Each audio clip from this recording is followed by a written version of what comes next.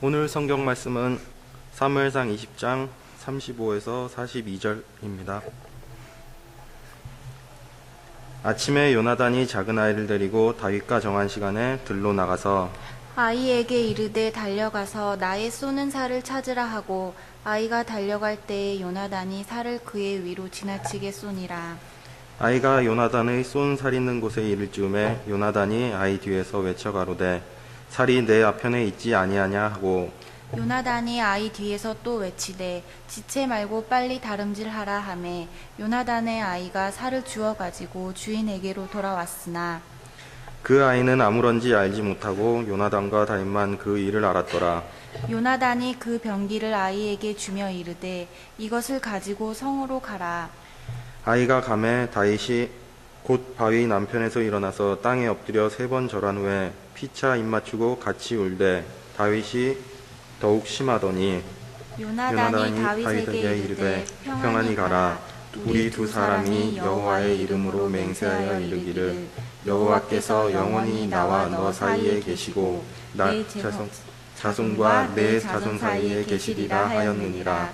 다윗은 일어나 떠나고 요나단은 성으로 들어오니라. 아멘.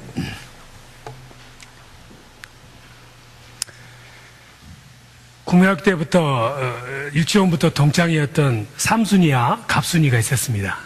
예. 네이버빌에 살았는데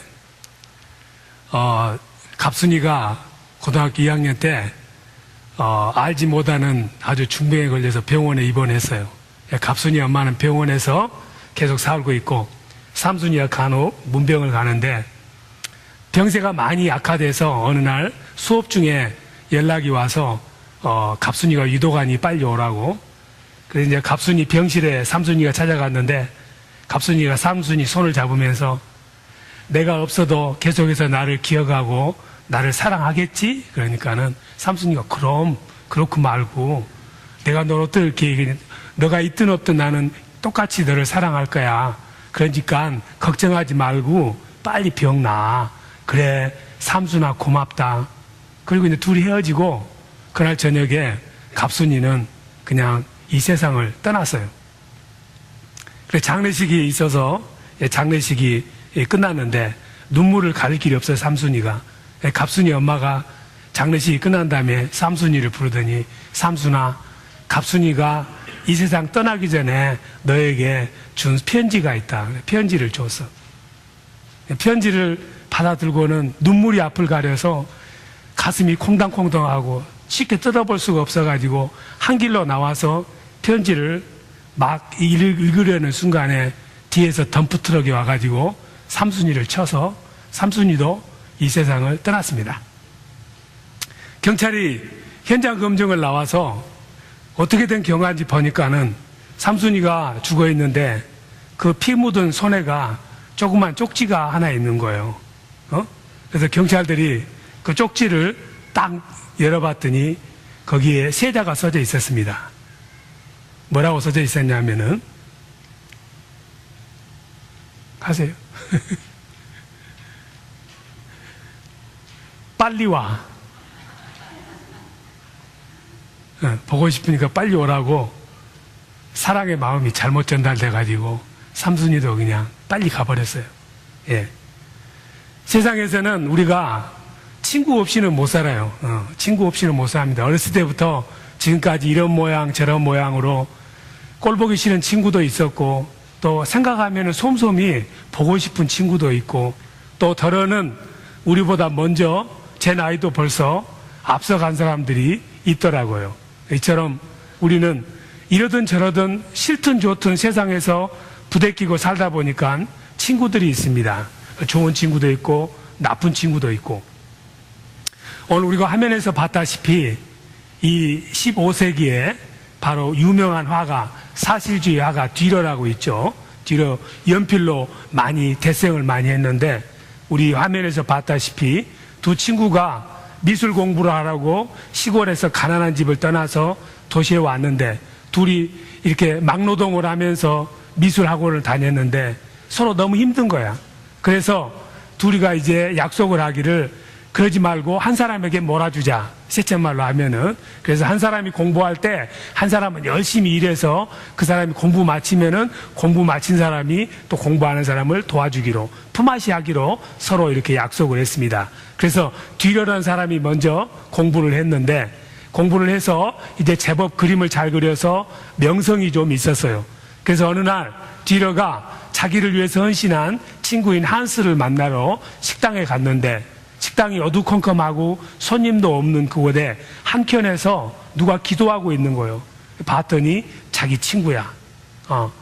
머리를 손에다 묶고 책상 위에다가 손을 올리고 이렇게 기도하고 있는데, 무슨 기도를 하는가 들어봤더니, 하나님, 나는 친구를 위해서 먼저 노동을 하다 보니까 손이 다 굳어서 이제는 그림을 그릴 수가 없습니다. 어차피 나는 그림을 그릴 수 없게 됐으니 하나님, 내 친구 디러가 내 목까지 다 감당해서 최고로 유명하고 그림 잘 그리는 화가가 되도록 축복해 주십시오. 이렇게 간절히 기도하는 거야. 그 기도 소리를 듣고 디러가 눈물이 앞을 가리면서 그 자리에서 조그만 20cm, 20cm 되는 조그만 종이를 꺼내서 연필로 그 친구의 그 거칠은 기도하는 손을 그린 것이 오늘까지 남아서 우정을 상징합니다. 여러분, 이 이야기를 듣고 여러분들은 한스가 되고 싶습니까? 디러가 되고 싶습니까? 성공해서 남들이 다 알아주는 디러가 되고 싶습니까?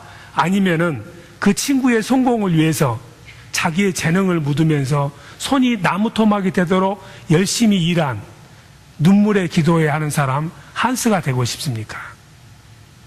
저를 비롯해서 많은 사람은 뒤로는 되고 싶지만 한스는 되기 싫을 거예요.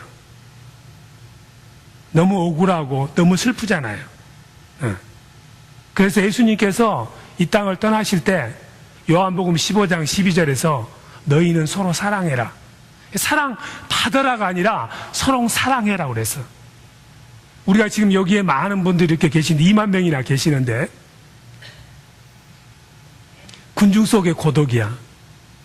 아는 사람은 많지만 정말 내 마음을 터놓고 이야기하고 위로받고 싶고 내 있는 거 다 털어내고 눈물 흘리면서 밤새워 같이 지내고 싶은 사람은 그렇게 많지 않습니다. 대부분 우리가 만나는 사람들은 A급 친구들이야.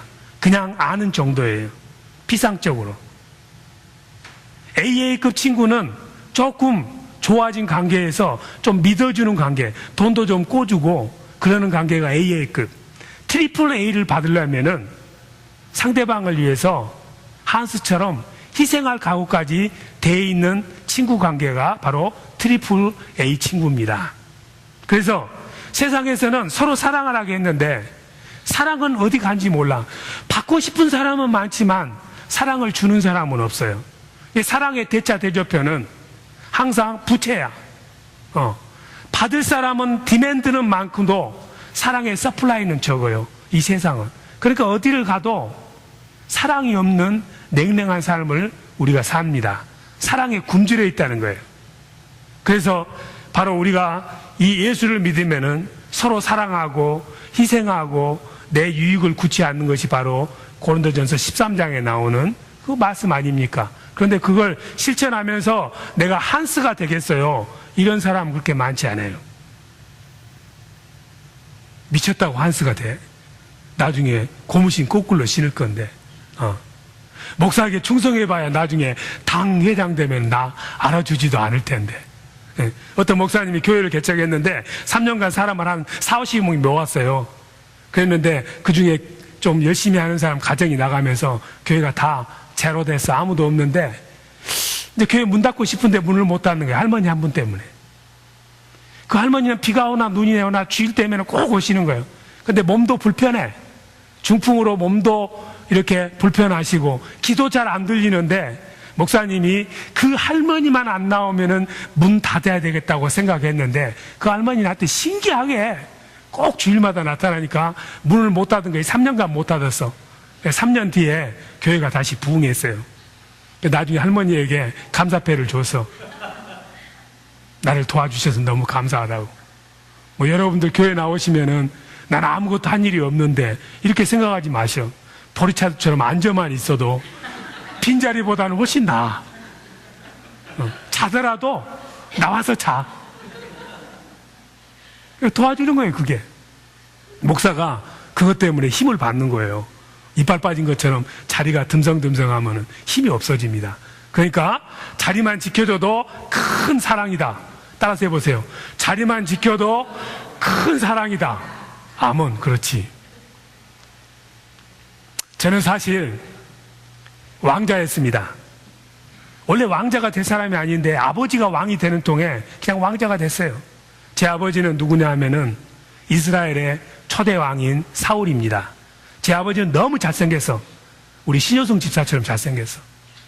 너무 미남이었어요.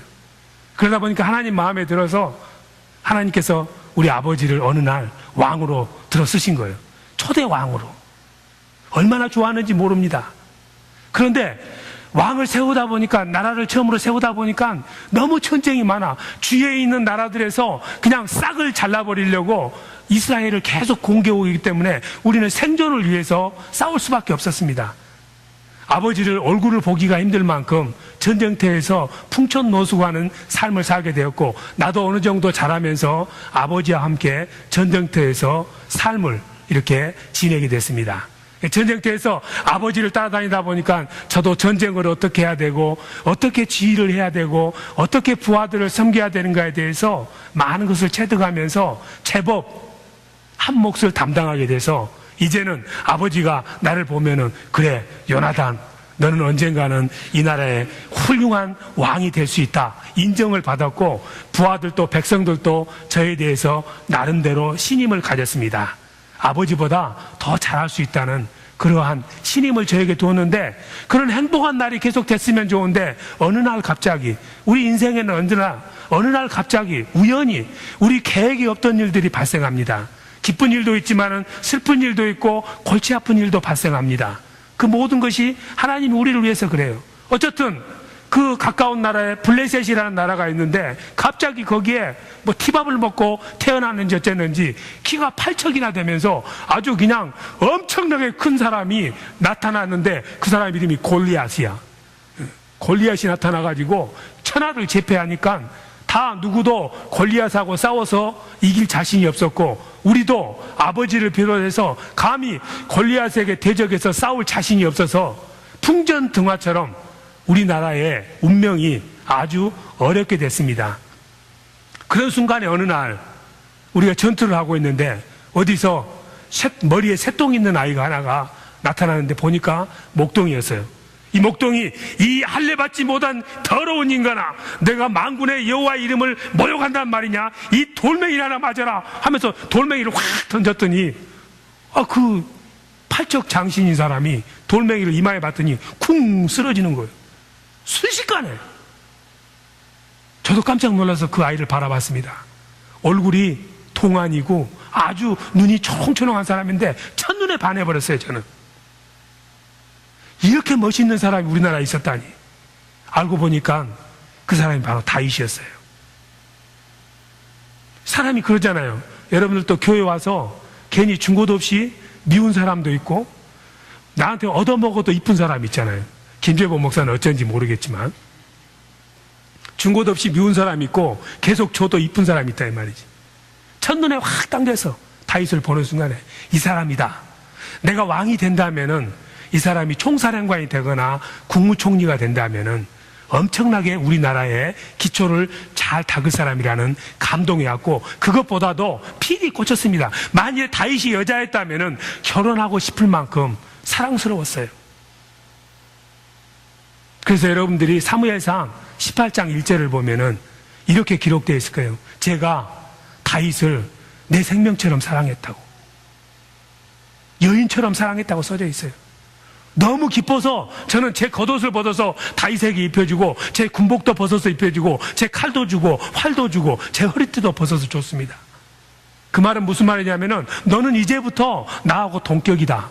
내가 이 나라의 왕자인데 너는 왕자하고 친구할 수 있는 사람이라는 것을 겉옷을 벗어줌으로 표시를 했습니다. 구약에서는, 저희 시대에는 옷은 신분을 상징했어요. 옛날에 우리 조선시대에도 왕의 옷, 권룡포나 이런 것은 아무나 입지 못하고 정일품, 종구품 다 옷이 다릅니다. 왕자가 입는 옷을 평민이 입게 되면은 그건 반역이야. 옷을 입혔다는 말은 다윗을 제가 친형제처럼 생각한다는 말이었고, 다윗하고 저하고 의형제를 맺었어요. 그러면서 우리 둘이는 생명이 다하는 순간까지, 우리 후손까지 서로를 위해서 살자, 이렇게 언약을 맺어서 형님 동생 하면서 사는 사이가 됐습니다. 너무 기뻤습니다. 여러분 또 마음에 맞는 친구 있거나 마음에 맞는 사람이 있으면 얼마나 기뻐요. 제가 그랬어요. 전쟁터에 나가도 항상 같이 먹든지 뭐 하든지 같이, 너무너무 같이 지내는 시간이 좋았어요. 그런데 문제가 생겼어. 제 아버지 사울이 이 다윗을 미워하기 시작하는 거예요. 설마 했는데 정말 미워해요. 제 누이인 미갈까지도 다윗에게 줘서 다윗을 사위를 삼아서 저는 안심을 했는데, 아버지가 어찌된 연고인지 다윗만 보면은 이를 부두둑 깔면서 저놈을 죽여야 되는데 요나단아, 저놈 조심해라. 저놈은 너에게 득이 안 되고 너를 말아먹을 놈이다, 이렇게 말하는 거예요. 너무 마음이 아팠어요. 아버지 그럴 리가 없어요. 저처럼 충성하는 사람이 어떻게 나에게 반역을 하고 아버지에게 반역을 하겠습니까? 아니야, 너는 인생을 오래 안 살아봐서 그래. 내가 보기에는 저 녀석은 분명히 반역을 해. 이 나라를 자기 수중에 잡을 사람이야. 왜 그러냐 하면은 백성들이 쟤를 너무 좋아해. 우리가 전쟁에서 승리해서 돌아올 때 백성들이 나를 바라보면서 사울이 이긴 자는 천천히고 다윗이 이긴 자는 만만이라 했지 않느냐. 민심을 얻어서 저놈을 놔둬가지고는 우리 왕권이 제대로 지속될 수 없어. 그러니 저놈은 죽여야 돼. 나는 괜찮지만 너는 다윗 때문에 네 왕위를 잃을지도 몰라. 그러니 초단부터 싹을 잘라야 되니까 죽이자. 아버지 아니 됩니다. 저 사람을 죽이면 안 됩니다. 아버지가 아무리 간을 했지만 아버지는 한 번 결정한 일을 바꾸는 법이 없었어요. 다윗을 기어이 죽여야 되겠대. 어느 날 다윗이 밤에 저를 찾아왔습니다. 형님, 참 괴롭습니다. 너무너무 괴롭습니다. 형님이 잘 알다시피 저는 순수하고 깨끗하고 아버지에게, 사울왕에게 충성하고 형님에게 충성할 마음이 되어 있습니다. 그런데 형님의 아버지가 나를 이렇게 죽이려 합니다. 내가 어떻게 하면 좋겠습니까? 너무 괴롭습니다. 죽음과 나 사이는 한 걸음밖에 차이가 없습니다. 한 걸음만 제가 잘못 디디면은 저는 죽게 되어 있습니다. 아니야, 다윗아, 그럴 리가 없어. 우리 아버지는 그런 분 아니야. 너는 우리 아버지의 사이잖아. 너는 내 처남이잖아. 어떻게 그럴 수가 있겠어? 내가 아버지에게 말을 할게. 아버지에게 가서 이야기를 했더니, 이 미친놈아, 내가 다윗을 죽이려는 것은 너 때문에 그러는 것이야. 저놈이 있어가지고는 너는 왕이 될 수가 없어. 그렇기 때문에 너를 위해서 내가 죽이려 하는데 너는 걔를 살리자고. 너 정신 있냐 없냐? 하늘에는 태양이 두 개 있을 수 없다. 권력은 나눌 수가 없다. 자기 피를 나누는 형제라도 왕이 되면은 반역하는 자는 죽여야 되는 것이다. 북한을 보면 여러분 아시잖아요, 요즘. 김정은 있으니까는 김정남 뭐 이런 것들을 그냥 신문에 나오지도 않잖아요. 아버지가 그러시는 거예요. 그래서 저는 다윗을 두둔했습니다. 다윗을 살려야 됩니다. 아버지는 너는 정신없는 놈이다. 내가 알아서 할 테니까 너는 가만히 있어. 끝까지 저는 다윗을 보호하고 싶었습니다. 여러분, 제가 다윗을 보호하고 싶어 하는 것이 왜 그랬겠습니까? 사랑스러워서? 의리가 있어서? 아니면은 그 사람이 꼭 필요해서? 제가 왜 다윗을 그처럼 감싸고 돌고, 더 나아가서 다윗 너가 왕이 된다면은 내가 네 밑에서 2인자가 될게, 이런 마음까지 제가 가졌고 다윗에게 그렇게 이야기를 했습니다. 무엇이 저로 하여금 아버지의 말을 듣지 않고 친구를 위하고 싶은 마음이 생겼을까요? 피는 물보다 묵다 진하다. 팔을 한번, 오른팔을 내보세요. 전부 다 오른팔을 내신 다음에 오른팔을 밖으로 한번 꺾어보세요. 밖으로 한번 꺾어봐. 밖으로, 안으로 말고. 여기 90도로 돼도 이리 팍 꺾어보라고. 안으로 한번 꺾어보세요. 엄청 쉽잖아요. 네. 팔은 어디로 굽는다? 안으로 굽는다. 당연히 아버지 편 들어야죠. 아버지는 한 분뿐이야. 그냥 내가 결정한 것이 아니라 자연적으로 태어날 때부터 아버지는 아버지야. 깨어질 수 없는 관계입니다. 피로 맺어진 관계. 팔은 안으로 굳게 돼 있어. 아버지 편을 들어야 돼. 근데 저는 타이 편을 들어요. 친구는 또 생길 수도 있어. 그런데 저는 아버지 말을 듣지 않고 반역이 된다 할지라도 다윗을 나는 위하고 싶어요. 왜 그렇습니까? 제가 왕이 안 될 수도 있어요. 다윗 때문에. 내가 다윗보다 못난 것도 없어요. 똑똑해요, 저도. 그럼에도 불구하고 팔이 안으로 굽는 혈육의 정을 내가 팽개치고 내 이득까지도 포기하면서 왜 나는 다윗을 살려야 되고 다윗을 왕으로 세워야 된다고 생각합니까? 우리가 어떤 일을 판단할 때 내 가족이기 때문에, 내 친구이기 때문에, 나하고 동창이기 때문에 눈 감아주고 옳고 그른가를 군불하지 않고 나하고 가까운 사람이기 때문에 그 편을 드는 것은 잘못된 거예요. 그래서 한국이 망해. 대통령만 되면은 대통령 형님을 비롯해서 일가 친척들이 다 망해. 왜? 우리 편이니까 봐주기 때문에. 우리는 내가 손해볼 것 같으면은 절대 안 씁니다. 이득이 있는 일은 해요. 그런데 생각해 보세요. 만일에 어떤 일이 엄청나게 내게 이득을 주는 일인데 그게 옳지 못한 일이면은 해야 되겠어요? 안 해야 되겠어요? 어떤 일이 내게 엄청난 손해를 줄 수 있고 어쩌면 내 생명까지도 가져갈 수 있는 일인데 그것은 옳은 일이야. 그러면 해야 돼. 어떤 일은 내가 부모에게 욕을 먹을 수 있고 내 아내에게 욕을 먹을 수 있고 내 남편에게 욕을 먹을 수 있어. 그런데 그 일이 옳은 일이야. 그럼 해야 돼. 판단 기준이 내게 이득이 있느냐 없느냐, 나하고 가깝느냐 어떠느냐, 이것이 판단 기준이 되면은 세상이 더러워집니다. 이 일이 옳은 일인가 아닌가를 봐서 옳은 일이면은 해야 되는 거예요. 그 옳은 일을 명령하신 분이 하나님이야.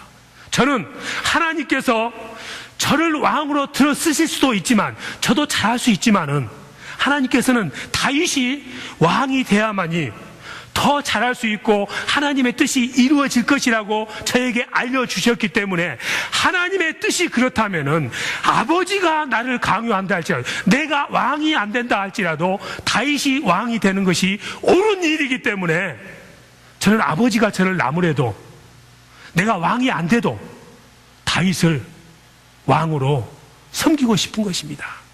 우리는 이런 마음을 가지고 살아야 돼요. 그래야 변함이 없어요.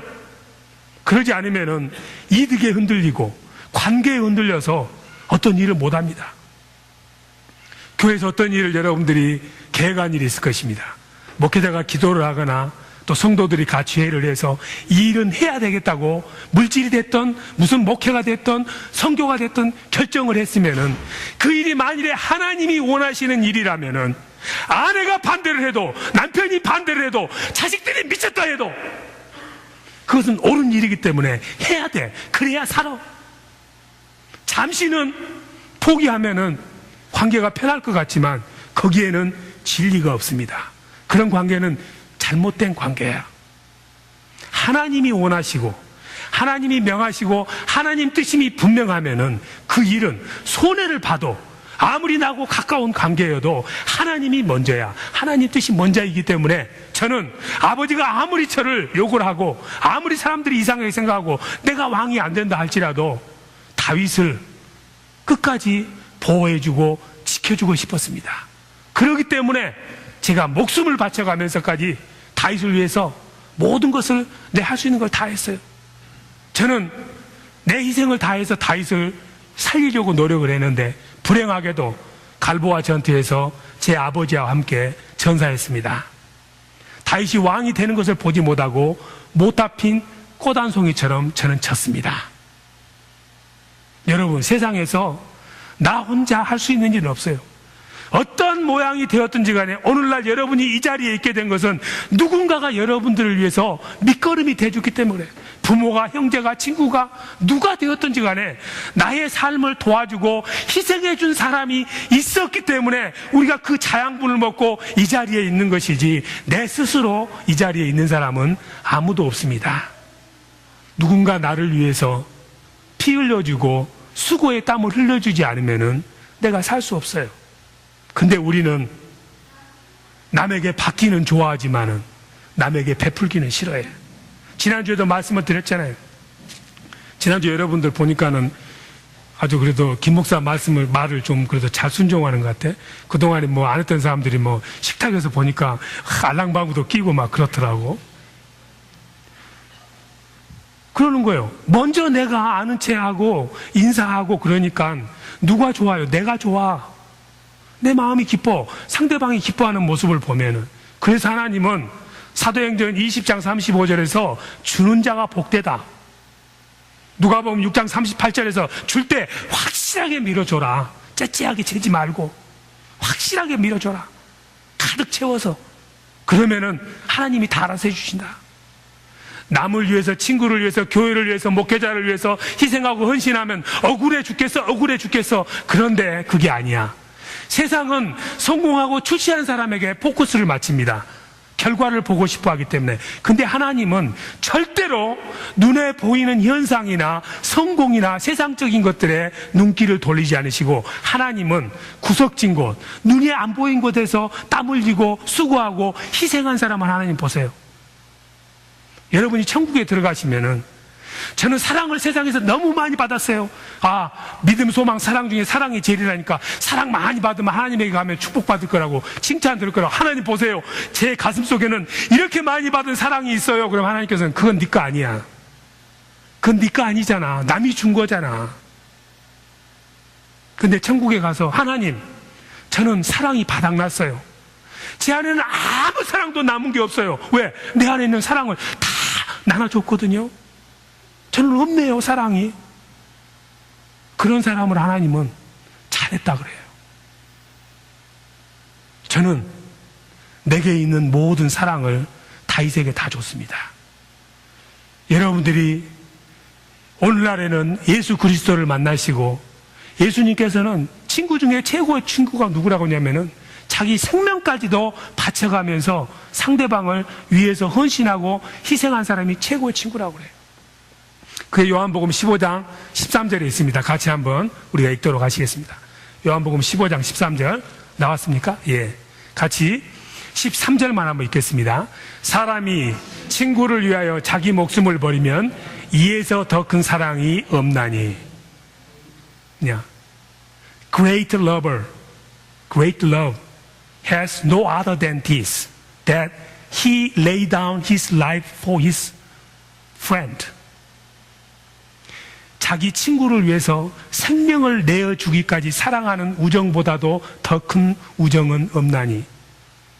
여러분들이 세상 어디를 찾아봐도 친구가 없는 것 같고 나를 알아주는 사람이 없는 것 같은 군중 속의 고독을 느끼는데, 여러분들은 제가 다윗을 사랑한 것보다도 더 여러분을 사랑하신 예수 그리스도가 바로 여러분의 친구입니다. 다윗도 하찮은 사람이었지만 우리는 다윗보다 훨씬 더 못된 사람이고 사랑받을 수 없는 사람이었음에도 불구하고 하나님께서는 우리를 친구로 여겨주셔서 예수 그리스도를 이 땅에 보내셔서 우리의 모든 아픔과 고통과 슬픔을 위해서 그 생명을 십자가에서 물과 피를 쏟아서 다 바쳤습니다. 왜? 우리가 친구이기 때문에. 우리는 그런 친구를 가지고 있어요. 그런 친구를 사귄 사람은 친구를 닮아갈 수밖에 없어. 그 친구의 그 순수하고 희생하고 헌신하는 스피릿을, 예수를 친구로 삼은 사람은 마음속에 가지게 되어 있어. 로마서 8장 9절에 보면은 그분을 친구로 삼은 사람은 Spirit of Friendship, Jesus Friendship을 가져서 남을 위해서 아낌없이 헌신하고 사랑하고 희생하는 사람이 되는 거예요. 그런데 우리는 지금도 어디 가면은 누가 나를 알아주지 않는가? 남에게 사랑을 먼저 베풀고 관심을 먼저 베풀기보다는 남이 나에게 관심을 가져주기를 바라서 여기 쳐다봐요. 눈만 나빠지는 거야. 사팔뜨기 되고. 카네기라는 사람이 이야기를 했어요. 2년 동안 열심히 다른 사람이 내게 관심을 가져주기를 최선을 다해서 노력을 해봐라. 다른 한 방법은 2달 동안 다른 사람에게 열심히 관심을 가져봐라. 그러면은 2년 동안 다른 사람이 나를 위해서 관심을 가져주기를 원해서 열심히 살아서 얻는 형제보다도 2달 동안에 다른 사람에게 관심을 가지고 내가 주도적으로 다른 사람에게 다가가고 희생하고 헌신하면은 친구를 2달 동안에 2년보다도 더 많이 얻을 것이다. 내가 먼저 내 마음을 열고 상대방에게 내가 상처받을 그런 각오까지 하면서 내 마음을 상대방의 상처받도록 내어줄 때 그 사람도 마음을 열고 내게 다가옵니다. 한국에 안도연이라는 시인이 있어요. 그분이 쓴 시 중에 연탄 한 장이라는 시가 있는데 바로 우리가 친구로 삼고 있는 예수 그리스도가 바로 이 연탄 한 장과 같은 분이었어요. 연탄은 일단 불이 붙으면은 주체할 수 없이 그 불로 자기 몸을 다 태웁니다. 우리에게 밥을 주고 국을 주고 따뜻한 아랫목을 주고 나서 다 타지고 나면은 한 덩이 시뻘건 연탄재로 바뀌는 거예요. 하나님은 우리가 세상에 살면서 연탄재처럼 뜨겁게 남을 위해서 내 자신을 드리는 것을 원하시고 내가 연탄재가 된다 할지라도 나는 이 내가 베푼 사랑 때문에 나는 감사해 이러고 살기를 원하십니다. 자, 우리 한번 오늘 이 시간에 이처럼 아름다운 시, 나도 연탄 한 장처럼 돼서 남을 위해서 내 자신을 태워드리는 삶을 살고 싶습니다 하는 그 고백이 우리 입술에 실려서 이 시를 아주 감미롭게, 아주 은혜롭게 살포시 호흡도 맞춰가면서 한 줄 한 줄 읽어가도록 하겠습니다. 같이 한번 읽어보십니다. 연탄 한 장, 안도연. 좀 잘 좀 해보세요.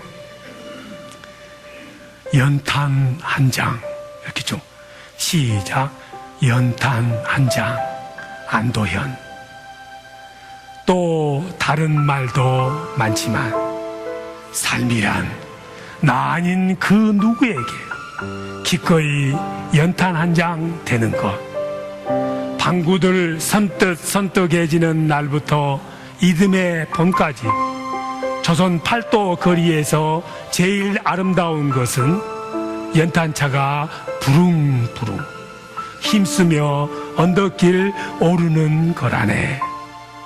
해야 할 일이 무엇인가를 알고 있다는 듯이 연탄은 일단 제 몸에 불이 옮겨 붙었다 하면은 하염없이 뜨거워지는 것. 매일 따스한 밥과 국을 퍼 먹으면서도 몰랐네. 온몸으로 사랑하고 나면 한 덩이 채로 쓸쓸하게 남는 게 두려워. 여태껏 나는 그 누구에게 연탄 한 장도 되지 못하였지. 생각하면 삶이란 나를 산산이 으깨는 일, 눈 내려 세상이 미끄러운 이른 아침에 나 아닌 그 누구가 마음 놓고 걸어갈 그 길을 만들 줄도 몰랐네. 나는